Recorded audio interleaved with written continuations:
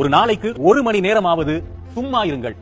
நீங்கள் சும்மா இருங்கள் என்று பொருள்படுவது வந்து தொலைக்காட்சி பார்ப்பதோ, பேஸ்புக் பார்ப்பதோ, யூடியூப் பார்ப்பதோ, அல்லது சமூக வலைதளங்களில் உலாவுவதோ, வாட்ஸ்அப், வைபர் போன்ற விடயங்களில் ஏனையவர்களுடன் பேசுவதோ, இது எதுவுமே அதற்குள் அடங்காது. ஒரு நாளைக்கு 1 மணி நேரமாவது சும்மா இருங்கள். அவ்வாறு சும்மா இருக்கின்ற அந்த நேரம் இருளாக இருந்தால் ரொம்ப நல்லது. அதுவே தியானமாக இருந்தால் இன்னும் நல்லது. 2, உங்கள் மனதிற்கு எது தோன்றினாலும் இது சரி என்று உங்கள் ஆழ்மனது சொன்னால் 2 முறை சிந்திக்காதீர்கள்.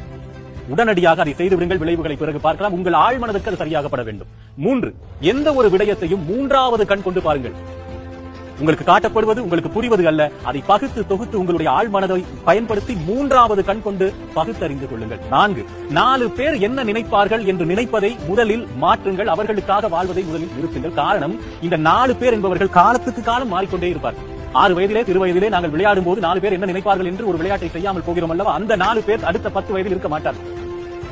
18 வயதிலே ஒரு பெண்ணை காதலிக்கின்றேன், அந்த பெண் எனக்கு பிடித்திருக்கிறது, அவளை திருமணம் செய்து கொண்டால் என் வாழ்க்கை இனிமையாக இருக்கும் என்று நான் நம்பும் போது 4 பேர் என்ன நினைப்பார்கள் என்று ஒதுங்குகிறோமா? 30 வயதில் திருமணம் நடந்திருக்காத அந்த 4 பேரும் இருக்க மாட்டாங்க.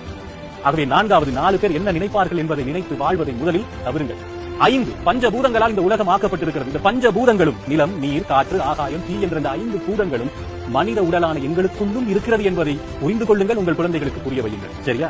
அண்டத்தில் இருப்பதுதான் பிண்டத்தில் இருக்கிறது. இந்த பிண்டம் என்ன நினைக்கிறதோ அதனை அண்டம் செய்தே தீர வேண்டும். இதை மறந்து விடாதீர்கள். 6, ஒரு நாளைக்கு 1 முறையாவது அறுசுவை உணவு உண்ணுங்கள். அதில் துவர்ப்பும் கசப்பும் கட்டாயம் இருத்தல் வேண்டும். காரணம், இன்று கசப்பே பார்க்காத ஒரு தலைமுறை வளர்ந்து விட்டது.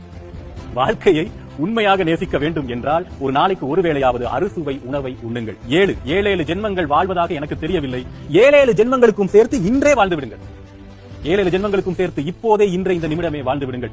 8, இரவு 8 மணிக்கெல்லாம் என்ன அவசரமாக இருந்தாலும் சரி, என்ன தேவையாக இருந்தாலும் சரி, எவ்வளவு பெரிய பிரச்சனையாக இருந்தாலும் சரி, உங்களுடைய தொலைபேசியை, உங்களுடைய செல்போனை, உங்களுடைய கேஜெட்டை, உங்களுடைய லேப்டாப்பை, உங்களுடைய தொலைக்காட்சியை எல்லாவற்றையுமே நிறுத்திவிட்டு தூக்கி தூர போட்டு விடுங்கள். 10 மணிக்கெல்லாம் நல்ல தூக்கம் வரும். ஆழ்ந்த உறக்கம் அப்போதுதான் வரும். இன்று உறக்கத்தையும் இருளையும் பார்க்காத தலைமுறை வளர்ந்து விட்டது. மறந்து விடாதீர்கள். கொழும்புல இருக்கிற குழந்தைகளுக்கு இருட்டு தெரியாது.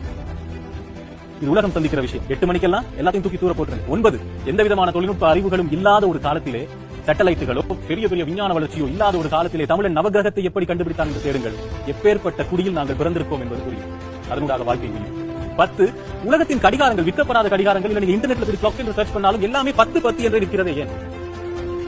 விற்கப்படாத கடிகாரங்கள் எல்லாமே 10க்கு நிறுத்தி வைக்கப்பட்டிருக்கும். அது ஏன் என்று தேடுங்கள். இந்த உலகம் யாரால் இயக்கப்படுகிறது, ஏன் இயங்குகிறது என்ற மொத்த வரலாறும் திரும்ப வரும். இந்த 10ஐயும் நான் வாழ்வியல் அனுபவத்தில் எனக்கு தெரிந்து கொண்ட விடயங்கள் அத்தனையும் உங்களிடம் சமர்ப்பித்து அந்த காலம் இந்த காலம் நிகழ்ச்சியில் இன்று விடைபெறுகிறேன். நன்றி, வணக்கம்.